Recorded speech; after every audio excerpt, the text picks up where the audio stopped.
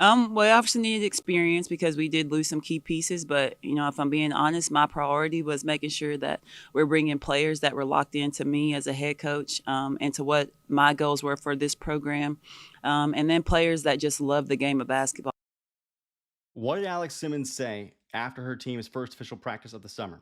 Well, a couple of things. One was when she built this roster for 2025, 2026, she wanted kids who were locked into her and the team's goals. And I think her saying that means she doesn't think she got that over the last season. And there are probably some reasons for that, right? Look at her first 2 years in the program, okay? It's two things. Number one, it's injuries. You've never been able to get to the season healthy as a Tigers head coach, right? She lost Tanya Welch 2 years ago, going into her first year as the Tigers head coach.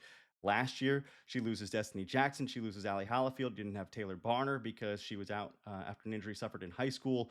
And you also end up losing Hannah Riddick and Quinn Fulmore during the season, right? And Dee Dee Hagman misses some time near the end. All those things contribute to a lack of focus, a lack of being locked in for your team, right? It makes your goals harder to achieve. And I think it makes the team harder to maintain in terms of direction and focus, right? The other thing is Hageman in particular, and Liz Martino and Tika Salmon. They were late additions to the roster, right? Salmon, I think, back in 2 years ago was in September. Hageman was again like a late summer addition, and Liz Martino was a mid-year addition. And they all gave you some contributions, right? I think they showed flashes. Salmon had a great game 2 years ago against Middle Tennessee. Dee Dee Hagman obviously was electric in a couple of games. Tulane, Wichita State, the Tennessee game to open things up. Liz Martino had a bust out performance against FAU, but none of those things held, right? So I think you can't get consistency from those performers that you add midseason, or late season. Then you feel like, are they a part of this thing? Are they really a functional piece? So I think that being locked in, as Alex said, being a priority for recruiting this now 12-player Tiger roster, which is the smallest we've seen in her tenure, was a big part of that. And I think that's probably why the roster is going to stay at 12. I'm not sure there's going to be late additions to this 12-person roster for 2025, 2026. So hopefully that is something that helps Alex in the long term. What else did she talk about? Well, she talked about their group chat being named Confetti Chasing. Now, it's a group chat with her in it and the whole team. And she says, look, if that's what their goal is, our goal generally is the postseason, but if their goal is Confetti Chasing and a championship, my staff's going to push for that. I'm all about that. I really am. And I do think that it's not the most ridiculous thing to try and expect that from a brand new roster. Are there some uphill challenges? Yes, there are. Okay, let's look at those.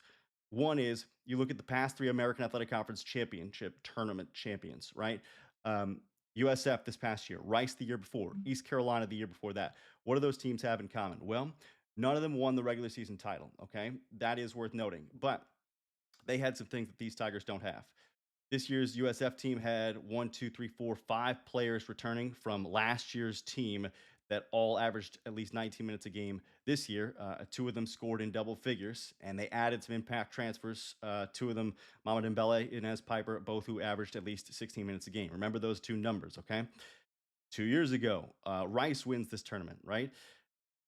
They had one, two, three, four players back from the season prior who all averaged 20 minutes per game in the championship season, and three of those players were scoring in double figures. They added two impact transfers who averaged at least 16 minutes a game as well for their championship season. 3 years ago, East Carolina, you talk about Danae McNeil, Sania Johnson, Morgan Mosley, all those players were back for the championship season, having been there the previous year. They all averaged 20 plus minutes per game in the championship season, and McNeil was in double figures. They also added three impact players through the transfer portal and through the freshman class there. Amaya Joyner, Micah Dennis, Jayla Earp, they were all averaging 16 minutes a game. So you're going to have to get a couple of pieces back from the year before and generally a couple of impact additions as well. Memphis cannot match that mathematically because they're only bringing back two players from last year's roster, right? Tamaya Smith and Bailey Gilmore. So you would need to at least approximate those numbers by seeing both Smith and Gilmore average at least 20 minutes a game, and you probably need one of them to score in double figures to go along with at least two or three, maybe four impact transfers, averaging 16 minutes a game each. Can you get that done? Maybe you can. I think you saw the flashes last year from Tamaya Smith, 12 and a half points per game over her last six contests, right? So I think she may be ready for a starting role and a major contributing role. Maybe she can be the leading scorer. You know, on those championship teams of the last 3 years, nobody had a sophomore as their leading scorer, but a couple of teams had a sophomore as their second leading scorer. So it is possible that Tamaya Smith could take on that particular leadership role for the Tigers. But it will be difficult for Memphis to try and follow in the footsteps of the teams that have won the American Athletic Conference tournament championship in previous seasons. But I'm not saying they can't get it done. So we'll have to find out.